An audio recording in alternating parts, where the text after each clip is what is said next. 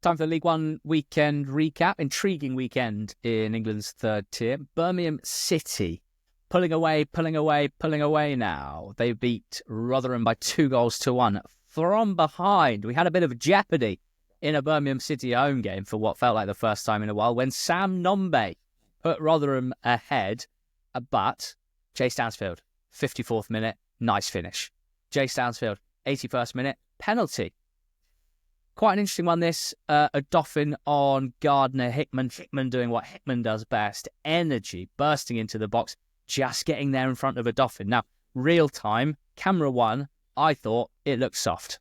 I thought, no, he's bought that, and you've sold it to him, ref. Other way around. You've sold it to him, Hickman, and the ref's bought it.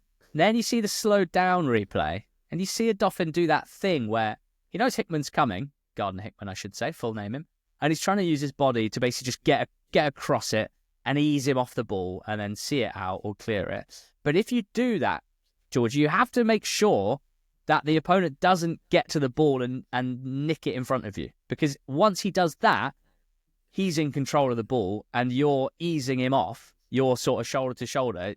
I think it's just a foul. Gardner Hickman gets the ball, knocks it forward, and then to me, he is tripped/brought down by a Dolphins action. So given that I wouldn't have thought that on the first view, but did think that after the replay, I always think, well done to the ref. Might not have looked at it in real time, it probably was.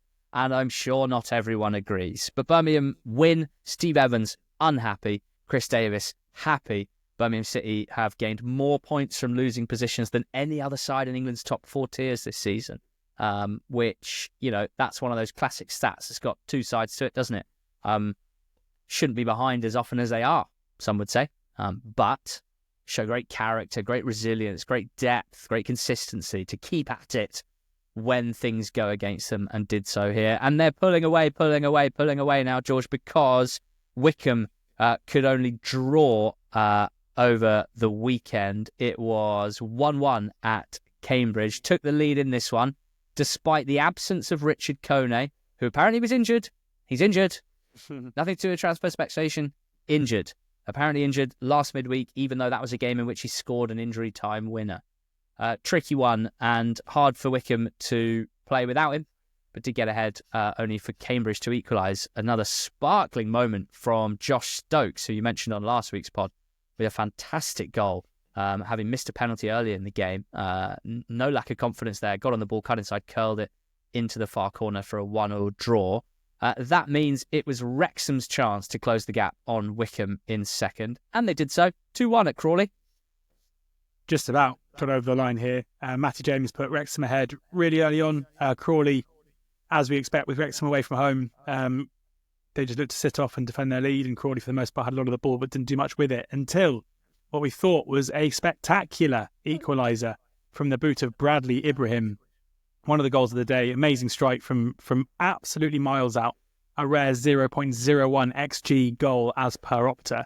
But yeah, brilliant strike from him, a player on loan from Hertha, who's been in and out of the side, but showing some real quality there, the former Arsenal youngster. And that should have been it, shouldn't it, Ali? That should have been 1-1. But no, because who could have scripted it? Wrexham scored in the 95th minute with a goal taken by Elliot Lee. And this annoyed me, and it's nothing to do with Wrexham, and it's nothing to do with Elliot Lee, who I really like. He's been my favourite Wrexham player, not just because he played for Oxford, but also just I like the way that he plays football. But it's just a massive foul. It's just such a big, fat foul in the build-up to this goal, where the cross comes in from Barnsley on the right-hand side, and Lee just basically takes the centre-back who's marking him and just grabs his shirt and pulls him to the ground and then just waltzes in and steers the ball home. And I hate that, really, because this is a pretty seismic goal in the League One season. Massive for Wrexham in terms of their promotion chase, massive for Crawley in terms of their survival chances. And having just scored such a spectacular goal for this game to turn on what was an, not just, you can blame the referee should have seen it fine, but it's just a very deliberate, very cynical foul from Lee, and I really hate it. But fair play, well done Wrexham, another 3 points, albeit this is one that I don't think should have existed. The only thing that you said there that I take exception to, are you even human? Do you even have eyes and a heart if Ryan Barnett isn't your favourite Wrexham player? Yeah, my heart is yellow. I believe yellow. There's one of their players, Anthony Ford also played for us, but he doesn't really play for them. So, was Elliot Lee good for Oxford United?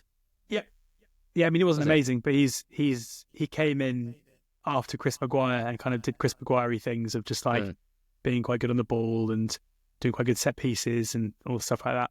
He's a very, very good. I like players like Elliot Lee at League One and League Two level when they're just really, really good technical footballers, and maybe not the best physically, but better than the level, and it shows. Yeah, Wrexham now realistically have Wycombe in their sights to chase down, but Wycombe have a new manager, George. It's Mike Dodds. Now, Mike Dodds joins Wycombe from Sunderland, where he's been a first-team coach, assistant manager-y type, and quite regularly an interim manager, including for a very extended period last season. Not a very happy period, I think it's fair to say, for the team on the pitch, and I'm sure some mitigating circumstances there. But he is, outside of that, someone very widely renowned in the kind of youth development industry, and in particular due to his relationship with both Jude and Jobe Bellingham when he worked at Birmingham City, and then clearly with Jobe as well up at Sunderland. What do we make of Wycombe turning to Mike Dodds to help get them into the Championship and beyond? Pretty surprised, I would say, given the position they're in and what is at stake. You know, the fact that they're a club who are seemingly rejecting bids of £6 million, £7 million for a striker in League One because they are correctly prioritising return to the Championship. For them to go out and then recruit a manager who has very little first-team management experience is a bit of a shock, especially when you consider the names they've been linked with previously. You know, pretty experienced managers, albeit mainly in Scandinavia, but guys who'd achieved quite a lot in terms of what they'd done with clubs. Mike Dodds is someone who, his reputation before his last interim spell at Sunderland was obviously really good. He was seen as someone who was, as you mentioned, brilliant with young players, a very, very good coach, someone who formed quite a big part of Tony Mowbray's backroom staff. It was seemingly quite a big part of Régis Lebris's backroom staff too.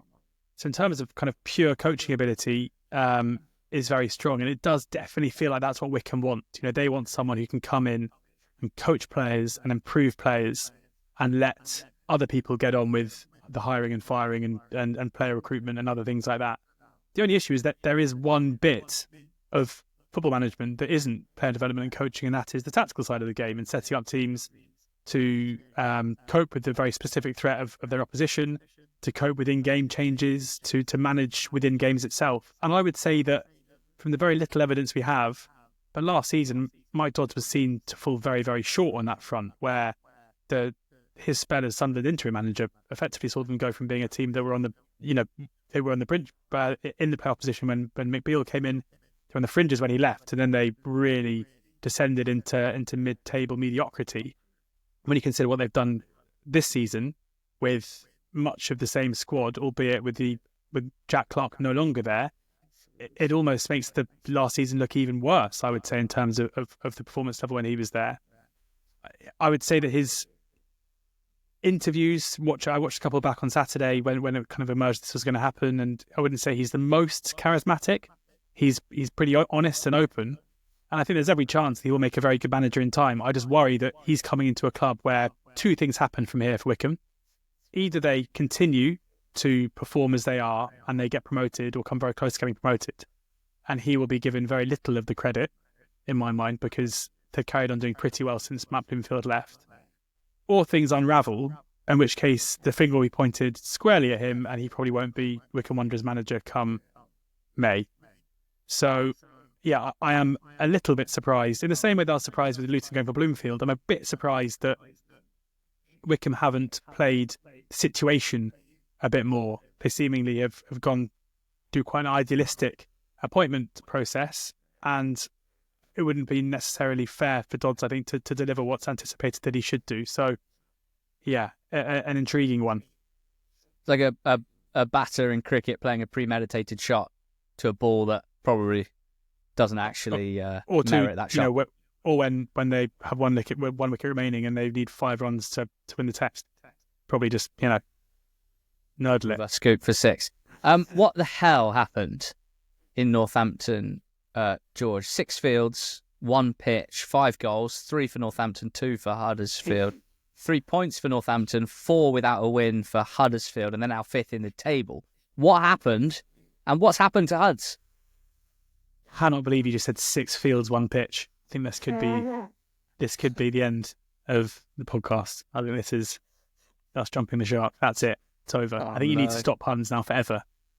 6 fields, 1 pitch. You've given me too much leash for too long, and that'll always come back to bite you. This was a crazy game. Absolutely unbelievable. I couldn't believe my eyes when I watched it back. It was a brilliant goal from Sam Hoskins to get Northampton up and running, followed up by a good goal from Tom Eaves, harrying the Huddersfield defender and then finishing well. Before Shaw made it 3-0, and no one really could have seen that coming. It was a case really of Cobblers just taking their opportunities, looking very, very strong, winning the ball high consistently, and taking their chances when they came. But Huddersfield came roaring back. Herbie came with a really nice taken goal. Hogg again with a brilliant finish from the edge of the area, and Radulovic so nearly made it 3-0 late on with a decent effort that was just tipped wide of the post. What's going on at Huddersfield? It was interesting when Michal Elek moved to Oxford. He had recently had a period of time where he was out injured, and Huddersfield fans were pretty concerned, and then he was out injured, and then they did pretty well, and the idea was like, well, maybe Elek isn't actually that important. But I would say that watching how ragged they've been in the last couple of games, and watching Elek for Oxford be so clever in the way that he defends and kind of streetwise in terms of knowing when to step out and when to maybe take one for the team, and just being a very resolute defender. It's hard not to think that they're missing him in this little run of games. But they've also been punished here by a Northampton side who just scored 3 really good finishes and didn't have that many chances elsewhere. And when you consider that, losing against Birmingham is no crime, and probably playing against Bolton the game after Ian Evatt had moved on wasn't ideal either. So they've been on a losing run already this season. They're on another one now, 3 defeats on the bounce, but I'd be surprised if Mike Dodds doesn't turn it around relatively soon. Big one. At Leyton Orient, they played Stockport. Stockport won 1-0, and they are now 4th. They've won 4 games in a row, the last 3 of them without conceding. This finally was a Leyton Orient defeat, and I say finally because it was the first one since the 26th of November. They'd played 11 games and won 9, drawing 2. But up against Stockport, with whom they are competing for playoff places, maybe promotion. Maybe Stockport shouldn't settle for playoff places. 9-point gap between them and Wycombe now. One of the 40 form teams in the league, and proving that without Louis Barry, they can still win football matches. And that's because they have the right ingredients even without Barry's special sauce, and those ingredients are tremendous strength and depth, very good mixed style, defensively really good at defending their own box, but equally have quite an aggressive line, try and dominate with a front-footed defensive approach. With the ball, able and happy to go long into Carl Wootton, who's one of the best target men at this level, can also go long and make the most of the physical skill set of Isaac Alafe, who's currently playing basically where Louis Barry was playing, in a kind of left-sided forward role. Interprets it very differently to Barry. Not so much of a dribbler, certainly not as much of a threat from 15 yards and out, but still dangerous in his own way, and was so here. Wootton and Alafe, too hot to handle really for Orient in this game. With Lewis Bate and Oliver Norwood, you've got 2 midfield controllers who can both keep it and recycle it when necessary, and who both have exceptional passing range as well to play those forward passes when needed. And in Collar, you've got a really good box-to-box, sort of goal-scoring number 10, another person with physicality who's comfortable with it, playing as part of a direct attacking team, and also fairly comfortable on the ball as well. They were really impressive in the first half. Stockport here dominated it. They did get some luck for the goal. A lucky ricochet fell at the feet of Wootton, who stabbed it in. And in the second half, it was a case of kind of defending their half, their box, which they did so pretty well. Orient huffing and puffing, Kelman flicking one wide on the volley, probably the closest they come. So a really, significant result, which puts Stockport 4th on 50 and Orient 6th on 44. They went into the game 3 points apart, and now it's 6. So what else do we have? We've got a big win down the bottom, George, for Shrewsbury Town, a 2-1 win against Mansfield, which still doesn't tell the story of how impressive this was. Incredible for Shrews to get the win here. Given they were 1-0 down relatively early on, with Evans scoring the goal for Mansfield after 2 minutes, and then Shrews going down to 10 men. And from that moment, with Toto Enciala being sent off after 34 minutes, it was pretty impossible to see them a way back into the game for them. But through John Marquis and George Lloyd, they scored twice in the second half and were able to see the game out with that relative ease, I would say, despite Mansfield having been down to 10 men. They created a fair few opportunities, but nothing massively of note. Obviously, we came close a couple of times, but for Shrewsbury, again, they are, as I put them up in the betting show in midweek, they are just a team at the moment who are buying into Ainsworth. They are what Wycombe for a long period of time under Ainsworth a couple of years ago, and the spirit and the desire to get over the line, you can see, whether it's through Lloyd's relentless pressing, whether it's through the resolute defending, it's that they're kind of stepping up and buying into what he brings. And Mansfield in a difficult run of form at the moment. It's massive frustration, I think, for them not to see this game out and then not to get back into it, even when going 2-1 down, given they had half an hour to do so. But a big win for Shrews, especially given the results around them, with other teams in the relegation zone not winning, and also teams just above them continuing to struggle. Yeah, so Barnsley and Burton drew 0-0. More drop points for Barnsley, particularly in the context of the game where they had, 4 times as many shots, 5 times as many shots on target, 10 shots on target in total. All of them saved. Their finishing was really off here. And Burton just continued to go well. That's 5 unbeaten now. They'd obviously won their previous 3 games, but I think an away point against a team in the top 10 of the table is super impressive. And Gary Bowyer continues to get quite a lot out of this team, with the caveat that they rode their luck somewhat. And if Barnsley's finishing had been sharper, they could have won this one at a bit of a canter. Massive game down the bottom was Bristol Rovers against Peterborough on Sunday. I think on the betting show I called this one, whoever loses panics. Bristol Rovers won it 3-1. So that's Peterborough United panicking hard right now, because their performances away from home in particular are absolutely desperate. They're still, quite impressively in a way, 5 points above the relegation zone. But that's really only because of the points that they picked up to start the season. They've only won 1 of their last 10 league games, losing 6 of them, and their last away games have been 5-1 defeat at Lincoln, 3-1 against Bristol Rovers. They had a big chance at 0-0. Lindgren, the striker that joined from Sweden in January, putting wide, really well placed. Then a goal conceded from a set piece. No great surprise. James Wilson sort of tripping it into the goal. Isaac Hutchinson with the second, or first Hutchinson, as I'm calling him, after that incredible piece of chest control. Great ball over the top from Grant Ward, rewarded by Hutchinson's finish. And then Soteriou just coast to coast, running it all the way for 3-0 in the second half, as Peterborough really visibly disintegrated. It's a team that, last Monday we talked about Ferguson's quotes after the Lincoln game, the softest team he's ever managed. They followed it up with a 1-0 win at home to Wigan midweek, where Wigan didn't have a shot on target, but reverted to type here. And it feels to me like his strong words, if they are a team, and a group of individuals that are, in his eyes, weak-willed, without a backbone, not up for the fight, that seems to me the sort of characters that probably won't respond well to a manager digging them out like that. So we will wait and see what happens. Still 5 points above it, so there's a part of me that thinks I'm going a bit over the top, but the performances are so poor at the moment. It's so far below the standards that we expect from Peterborough.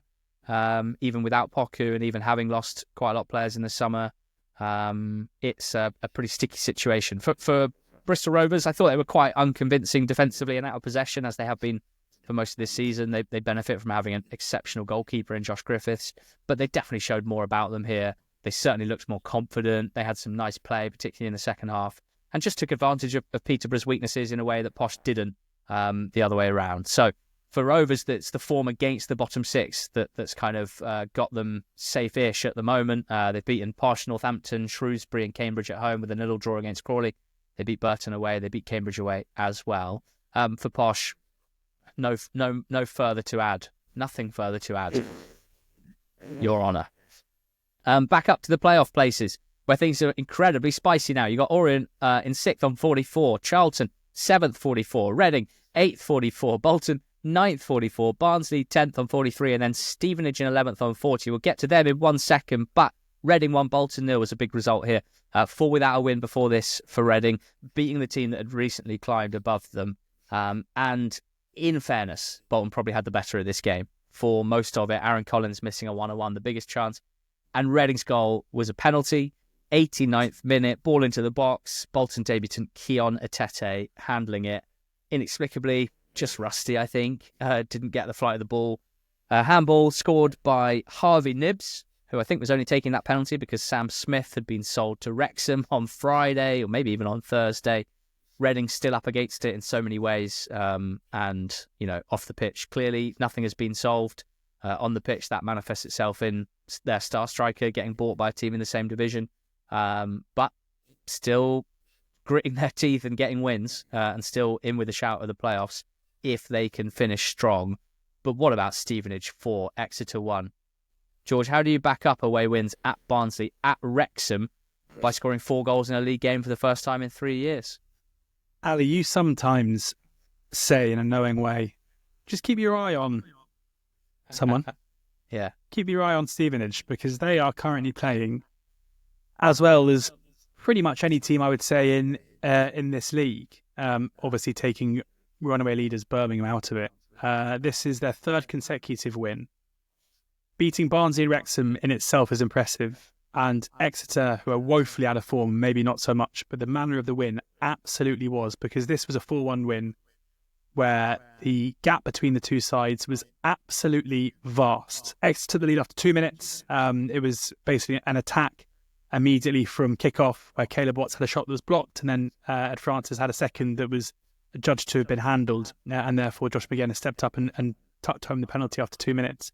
But from 2 minutes until 95 minutes, it was one-way traffic, and there was one player in particular who really impressed, and that was Dan Kemp, who I think has been basically the difference between Stevenage going from being a really strong defensive side, solid defensively, to now being a solid defensive side who've got that little bit of someone else in the final third, and Kemp is the reason for that. It was his brilliant running creativity that created the first goal for King. He himself scored the 3rd goal, involved in Jordan Roberts' for the 2nd. Roberts got the 4th too. Kemp had, I think it was 6 shots within the game. He is someone who isn't an out-and-out striker, but is absolutely an out-and-out goal scorer who will score goals despite playing in a more withdrawn role, and is creative too. An excellent player who's now stepping up. I didn't love the transfer in the summer because I wasn't entirely sure how Stevenage's style would suit him. Now they're starting to turn the screw from an attacking perspective. It looks like he is just the absolute centre point of their attacking play and is thriving in doing so.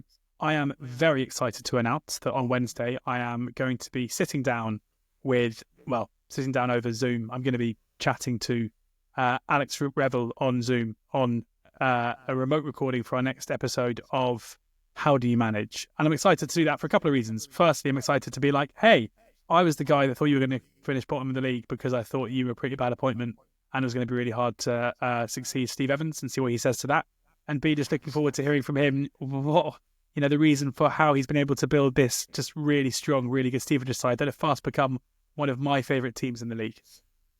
One of my favourite things ever, that, just telling the listeners what you're going to ask ahead of time. Yeah, brilliant. Because I think it's important. I'm genuinely going to be like, you won't have known this, but pre-season we do 1-24s, and I was like, he's a bad appointment. This is, it's really hard to take over Steve Evans, and I've been made to look like a fool. And I think when you are made to look like a fool, it's important to hold your hands up and say, je suis fool, and that's what I'm going to do. How do you manage? How do you manage? How do you manage? Such a good name for a series, that. Well done, us. And the 3rd episode's going to be a banger.